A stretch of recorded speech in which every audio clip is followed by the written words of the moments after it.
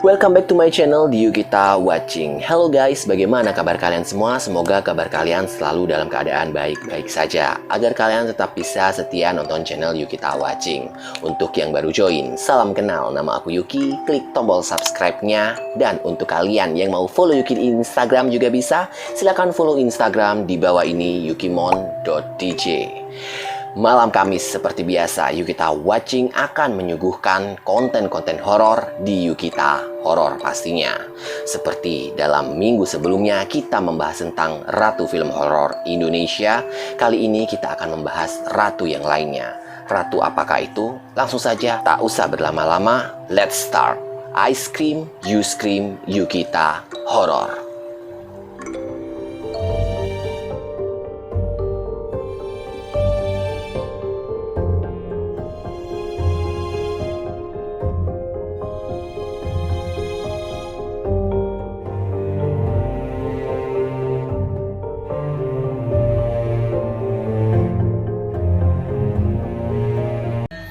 Jika di video sebelumnya kita menjelaskan tentang Ratu Film Horor Indonesia yakni Susana, kali ini kita akan membahas tentang ratu yang lainnya yaitu Ratu Pantai Selatan.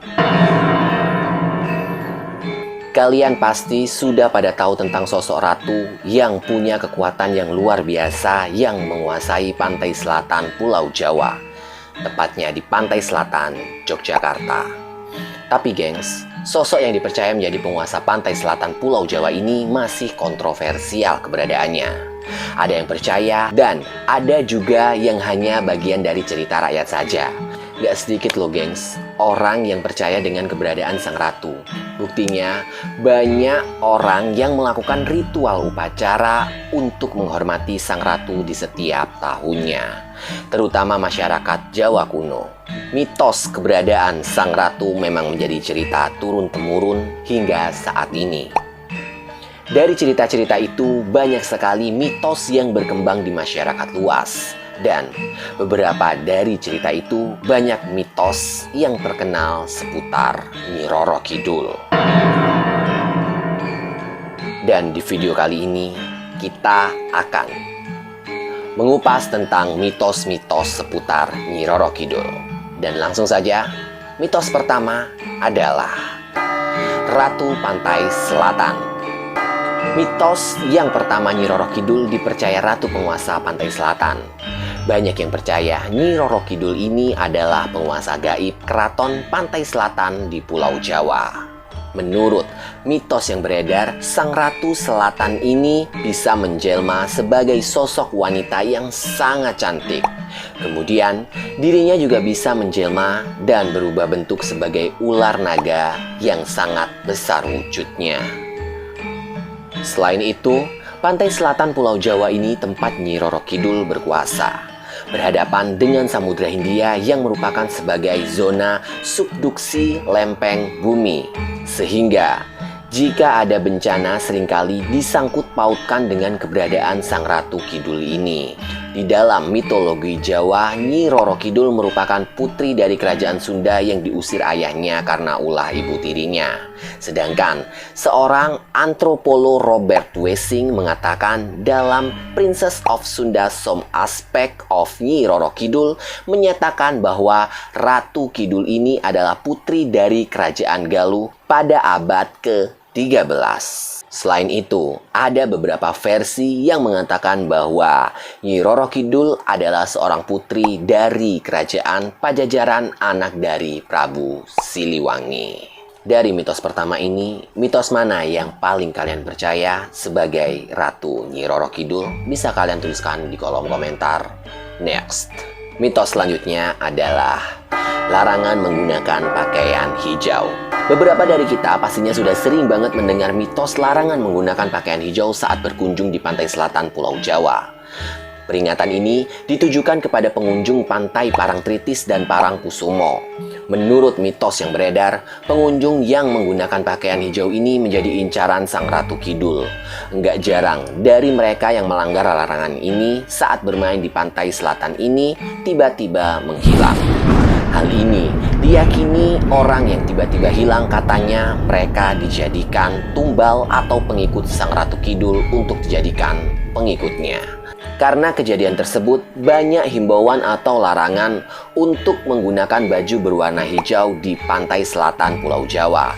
Mitos ini, gengs, dari zaman dulu memang selalu dikaitkan dengan keberadaan Nyi Roro Kidul. Mitos ini dikaitkan dengan sang ratu dikarenakan di sebuah cerita rakyat, Nyi Roro Kidul sering digambarkan adalah seseorang ratu yang sangat suka mengenakan pakaian berwarna hijau.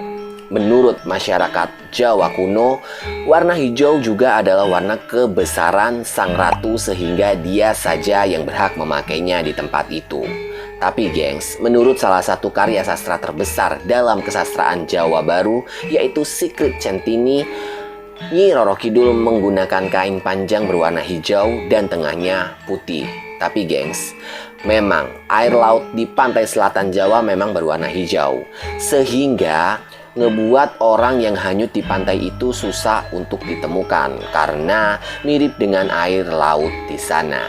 Kalau menurut kalian, kalian lebih percaya bahwa hijau adalah warna kesukaan Nyi Roro Kidul atau laut pantai Jawa Selatan memiliki warna hijau juga? Hingga akhirnya masyarakat yang hilang di laut tersebut susah untuk ditemukan? Tulis di kolom komentar. Next, mitos selanjutnya adalah Putri Pajajaran. Legenda Nyi Roro Kidul dipercaya sebagai titisan seorang putri dari kerajaan Pajajaran. Adanya sosok penguasa pantai selatan ini tidak cuma dipercaya sama masyarakat Jawa kuno aja, tapi salah satu legenda cerita tentang Nyi Roro Kidul juga populer di kalangan masyarakat Sunda dan juga Bali.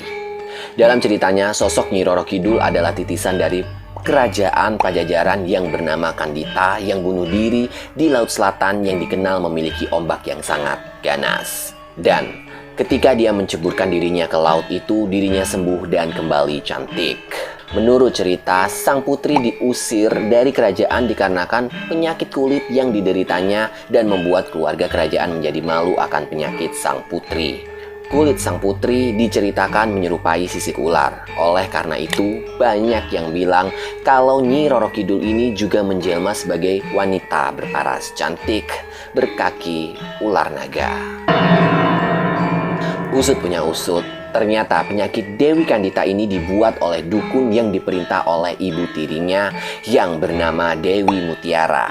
Karena agar putranya bisa menjadi raja dari kerajaan Pajajaran. Seperti yang Yuki bilang, karena sakit yang tidak wajar itu, akhirnya Putri Kandita melompat ke Laut Selatan dan kembali cantik. Tidak cuma menjadi cantik, Putri Kandita ini juga memiliki kuasa atas pantai selatan Pulau Jawa dan menjadikannya seorang dewi yang bernama Nyi Roro Kidul dan menjadi ratu para lembut di pantai selatan Pulau Jawa.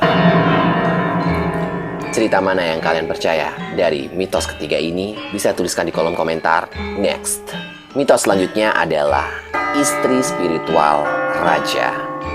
Sosok Nyi Roro Kidul juga dipercaya sebagai sosok yang sangat penting bagi masyarakat Mataram, Jawa. Menurut cerita dari Pangeran Kanjeng Winarakusumo, pada awalnya Pangeran Penembahan Senopati ingin mendirikan kerajaan baru, yakni Kesultanan Mataram. Sebelum mendirikan kerajaan itu, sang pangeran katanya pergi bertapa sebelum mendirikan kerajaan baru. Sang pangeran kabarnya gengs, bertapa di wilayah pantai Parangkusumo yang mana pantai itu adalah pantai kekuasaan dari Nyi Roro Kidul.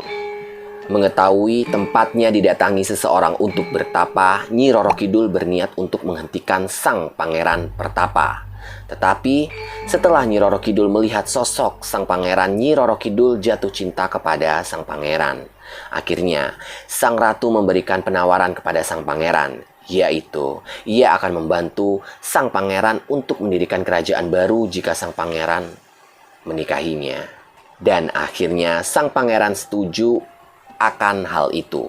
Kemudian sosok Nyi Roro Kidul juga muncul dalam cerita-cerita yang membahas seputar kerajaan Mataram. Sosok Nyi Roro Kidul seringkali dikaitkan dengan orang yang mendapatkan posisi raja dan harus meminta restu kepadanya. Ada kabar yang beredar nih bahwa Selat Gilang terletak di dalam kompleks Cepuri, Parangkusumo, daerah istimewa Yogyakarta adalah tempat untuk berkencan raja-raja dengan Sang Ratu Kidul. Tempat seluas 100 kali 200 meter persegi ini langsung menghadap ke arah selatan pantai Parangkusumo. Di sekelilingnya terdapat bangunan-bangunan seperti masjid dan bangunan sebangsa tempat untuk beristirahat para peziarah. Dan menurut juru kuncinya, tempat itu sering didatangi oleh peziarah pada malam Jumat Kliwon dan hari Selasa untuk minta doa. Apakah kalian pernah mendapati tempat ini? Lalu apa yang kalian lakukan? Apa ikut juga untuk mengirimkan doa? Tulis di kolom komentar. Next. Mitos selanjutnya adalah pintu gerbang menuju Sang Ratu. Selain legenda dan mitos tentang Nyi Roro Kidul, ada yang mempercayai tempat-tempat untuk bertemu dengan Sang Ratu loh gengs. Di antaranya Pantai Pelabuhan Ratu di Jawa Barat, Pantai Sembukan, Vihara Kalyanamita, Keraton Surakarta, Hadiningrat. Bahkan, pemilik hotel di kawasan Pantai Jawa dan Bali juga menyediakan kamar khusus untuk bertemu dengan Sang Ratu. Kamar yang paling terkenal dan legendaris adalah kamar nomor 308 di Hotel Ina Samudra di Pelabuhan Ratu Sukabumi. Konon katanya, kamar tersebut merupakan kamar yang selamat ketika terjadi kebakaran besar pada tahun 1993 lalu yang dipercaya dilindungi oleh Sang Ratu. Dan karena hal inilah hotel tersebut memiliki daya tarik mistis yang sangat kuat dan juga katanya sosok Nyi Roro Kidul sering datang ke hotel tersebut untuk beristirahat di kamar itu. Dan karena itu kamar 308 menjadi incaran dari berbagai pelancong dengan tujuan untuk mencari ilmu dan bersemedi. Kemudian selain hotel juga ada tempat bernama Panggung Sangga Buana yang berada di Keraton Surakarta. Konon dipercaya sebagai tempat bercengkrama Sultan dari Surakarta dan Sang Ratu Kidul. Dan menurut dari legenda yang sudah ada, Sang Ratu akan datang ke panggung tersebut ketika bulan purnama muncul. Ada juga Pantai Sembukan yang berada di Wonogiri yang katanya merupakan pintu ke-13 untuk bertemu dengan Sang Ratu. Katanya juga gengs, pantai itu juga digunakan Raja-Raja Surakarta sebagai tempat bertemu dengan Sang Ratu. Dan pada malam 1 Suro, orang-orang di Keraton Surakarta akan datang untuk membawa sesajen sebagai simbol hormat kepada sang penguasa lautan. Wow. Untuk yang nomor 5 ini bener-bener aku kayak baru tahu banget. Bagaimana kalau kalian tulis di kolom komentar. Itulah dia kisah-kisah dari Nyi Roro Kidul. Menurut kalian, Nyi Roro Kidul ini termasuk mitos atau legenda atau urban legend? Bisa kalian tuliskan di kolom komentar. Dan menurut kalian juga, bagian part mana yang paling menarik? Kalian bisa tuliskan di kolom komentar. Atau bahkan dari mitos-mitos tadi kalian memang baru pernah mendengarnya, bisa tuliskan di kolom komentar. Bahkan kalau kalian mempunyai konten-konten video lain, kalian bisa langsung kirimkan di email yukita.request@gmail.com. Untuk yang baru join, Yuki tidak pernah lupa, capek, lelah untuk mengingatkan kalian klik tombol subscribe-nya dan nyalakan lonceng notifikasinya agar kalian selalu update dengan video-video terbaru dari Yukita Watching. Like jika kalian suka dengan videonya, jangan di-dislike jika kalian tidak suka dengan videonya. Cukup share ke teman-teman kalian agar kalian semua bisa berkumpul di dalam kolom komentar. Saya Yuki, pamit undur diri, see you next video.